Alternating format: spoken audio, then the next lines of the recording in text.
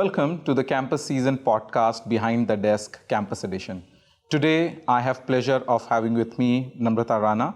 Namrata, who heads ESG practice at KPMG in India, is going to share her experience with us today. Namrata, welcome to the show. Welcome, Misal. Thank you so much for being here with me today. So, Namrata, honestly, I was really looking to have a conversation with you because ESG in today's context is buzzing. Given this podcast is for student Namrata, would love to hear your views on what students who are passing out from their college today should be expecting from a career in ESG. Actually, that's a very important question.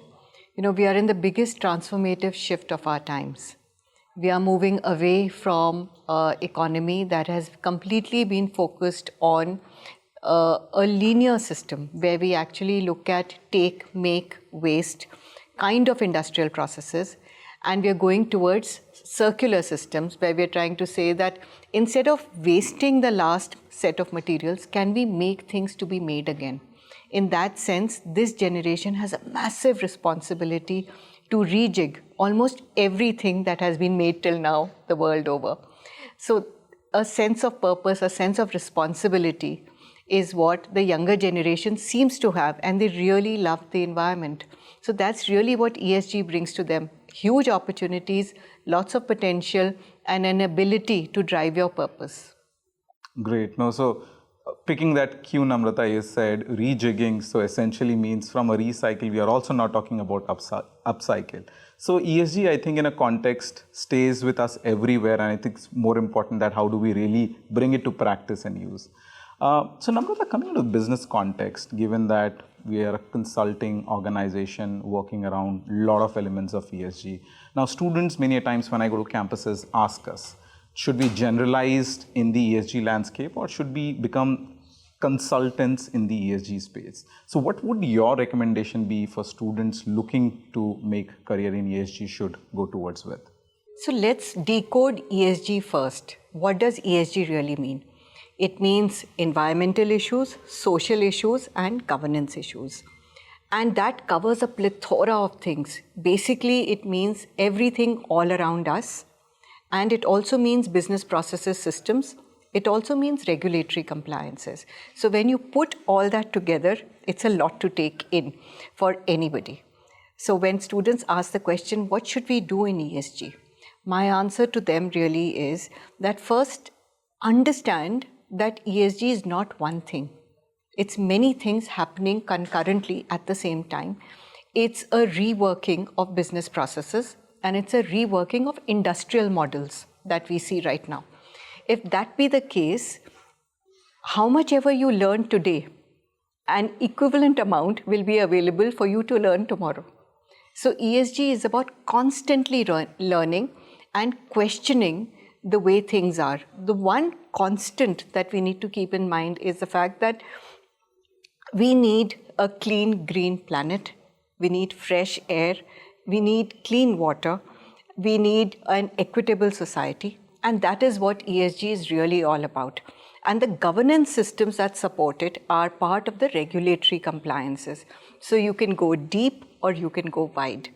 And giving the example of KPMG, KPMG has a service line on ESG, but KPMG also believes that ESG is a watermark to our business. So every sector, every service line, anything that we possibly do is part of KPMG's ESG practice. Great insights that you tried giving us to our students there. So shifting a gear or maybe going a little fast forward from there, Namrata, we have seen technology coming in and the world is fast changing. Every time that I go to student, they keep asking, what next? So if we keep ESG landscape, I know it's picked up heavily in past few years. How do you see that landscape within ESG evolving or some key trends which are now evolving in the space of ESG? So the biggest thing that we are seeing around us is the fact that climate change is a reality that we are facing today, which is why ESG compliances are accelerating. The other reality that we see in our world is the fact that there is digital acceleration. So these two trends are accelerating They are moving across parallel paths, but they're also intersecting and interacting with each other. So say, for example, you can have use cases of AI that say that AI for good. What is it that you can do with AI to actually solve some of the pressing problems that the world is seeing right now? But at the same time, AI also uses a lot of energy. So that needs to be looked at as part of the ESG solutions that we try and solve. But collectively, it's a massive opportunity for innovation, transformation, and change. So, Namrata, I think you've beautifully explained how technology and ESG are even interdependent, and with an example that you cited of how AI uses energy and we can be more responsible towards it. So, Namrata, slightly moving from students now, we have also seen these transitions which is happening in ESG space. How are companies preparing for it?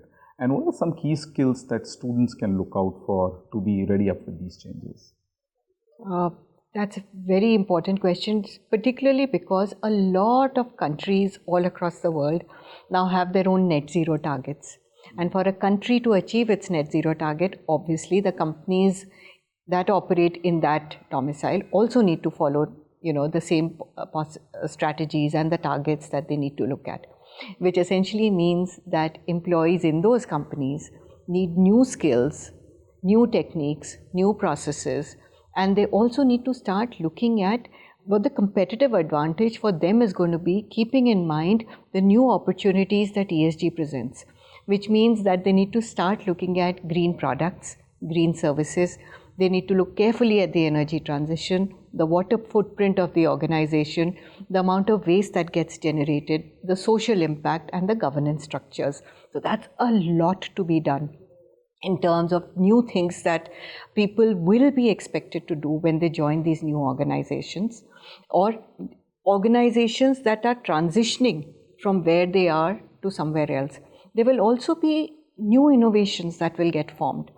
That's simply because most of the issues around sustainability and ESG are because we have materials that are being used that are not biodegradable.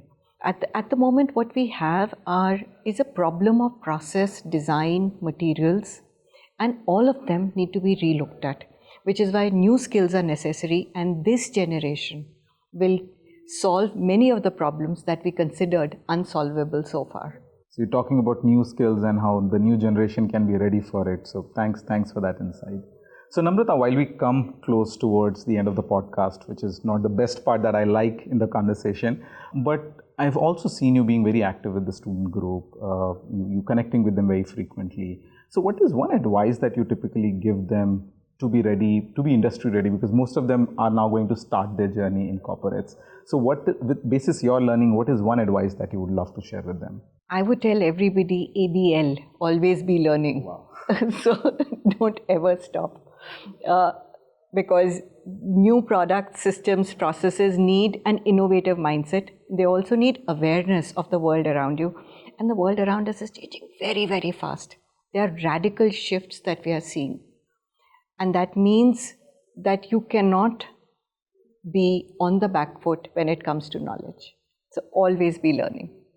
Well, thank you so much, Namrata. I think ABL will stick with me. From ABC of learning to ABL is something that I'm going to take away. I'm sure students are going to love hearing about that concept. Thank you, Namrata, for connecting with us and sharing your insight.